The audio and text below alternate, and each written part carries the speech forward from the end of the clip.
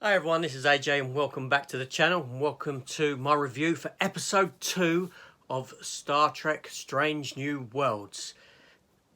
Let's talk about this episode.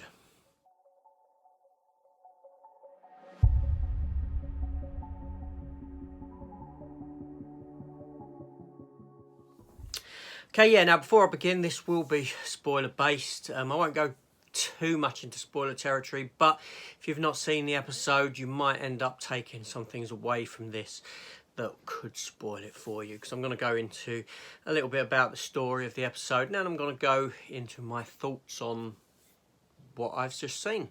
But before I begin, if you're new to the channel, then welcome to the channel itself. If you're a returning viewer, then welcome back. If you haven't hit the subscribe button yet, please consider doing so. It will support the channel no end. Give a thumbs up at the end of the video. Leave me a comment on your thoughts on this episode or on this series as a whole. And yeah, let's talk about it. Now, I have been reviewing Star Trek Discovery up till that ended. Prodigy I reviewed. Picard I've reviewed, and now yes, I'm going to be reviewing every week without fail, unless I'm away on holiday or something. I'm going to be reviewing Star Trek Strange New World. So here we are, episode 2, and this episode is entitled Children of the Comet.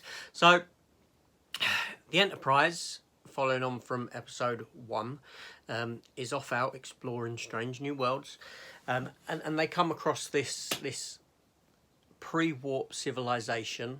A very sort of arid, deserty planet with aliens that live in little huts, and there's a comet bypassing their planet.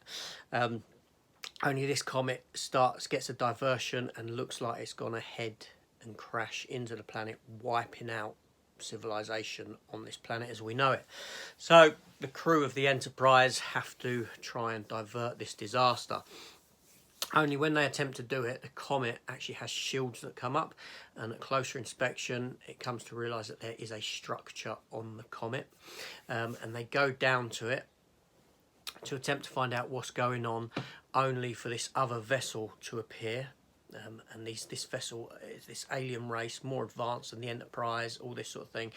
They're a race of shepherds, essentially. What they're doing is they watch these comets and they ensure that comets stay in their course. Because as you know, comets have the ability to seed life. You know, they can bring stuff to planets. So from the Enterprise crew's perspective, they're trying to save this pre-warp civilization. I know they're not meant to interfere, but they're not interfering with the growth of civilization. They're interfering with it being wiped out. And on the other hand, the shepherds have watched these comets and follow them through to their seeding process, because potentially the comet wiping out life on this planet could actually seed a new life, you know, while wiping out old. So there's this struggle in the episode like that, this moral dilemma. Now, on board this comet, as they set down on it, they do enter into the structure, and they come to learn that harmonics get through to this alien structure, vessel, whatever you want to call it, that Uhura singing actually can communicate with it. Now that sounds silly in itself, but it is played out very, very well. At first thought, I thought, oh no, here we go. But, you know, it makes sense, harmonic waves and all this sort of thing in the context of the story. Yeah, and the Enterprise works out a way around of solving the issue while appeasing the alien race that's overwatching the comet and all this sort of thing. Now, the episode is very big on the character of Uhura, because the episode did begin with a meal at the captain's room, shall we say, where Uhura, as a new cadet, is asked to come along, and she's sort of like, you know, taken the mick out of, so to speak, in that she's told to come in her formal dress, the number 1 uniform, but everyone else is just hazing her for it because she's a cadet. So this whole episode is very much around Uhura, and you come to find out that she doesn't necessarily want to be in Starfleet, that she's not sure whether that's her fit, that that's where she needs to be. So not that she doubts her ability, she doubts whether this is the place for her.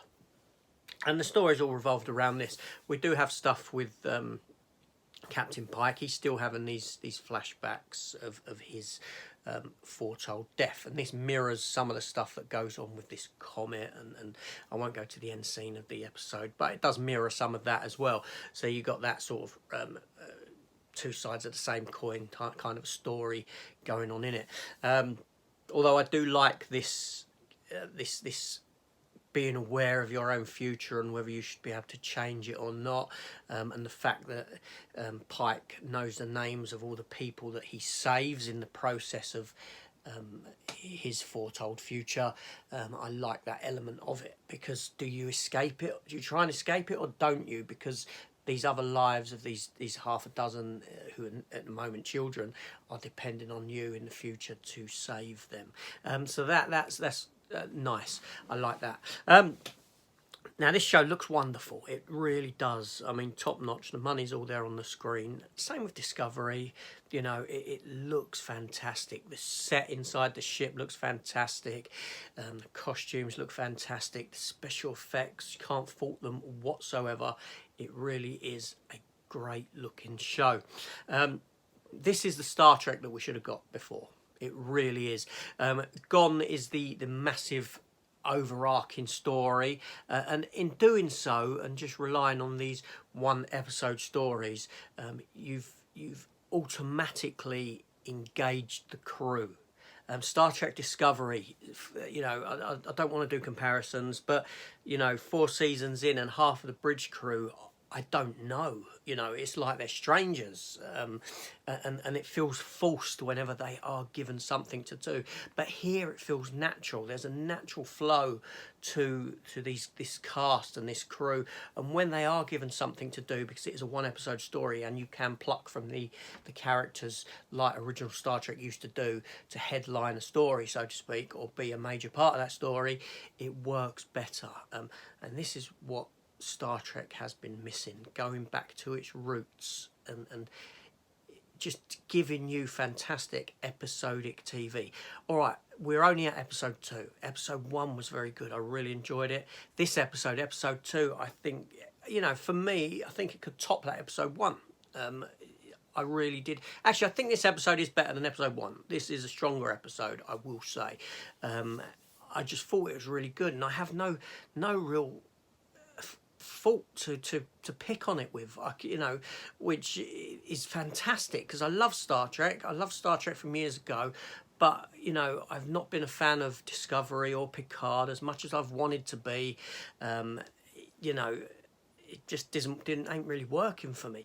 But here, you know, Anson Mount, he's got so much charisma as Captain Christopher Pike. He's fantastic. He really is fantastic in this role, and the cast around him, you know, all seem to be, you know, they're delivering their roles. Even characters that I thought, I'm not going to like this character from the first episode, have started endearing on me already, and that in itself is just fantastic. So Star Trek can be done. It can be given to us how we need it to be, and this is it. This is, you know, I'm really looking forward to next week's episode.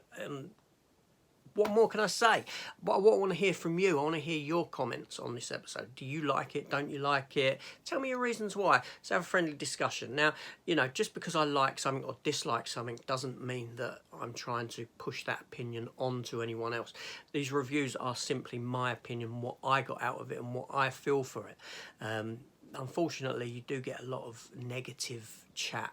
You know, when you say something negative, people bite, which isn't very helpful or friendly, because we all have different views on stuff.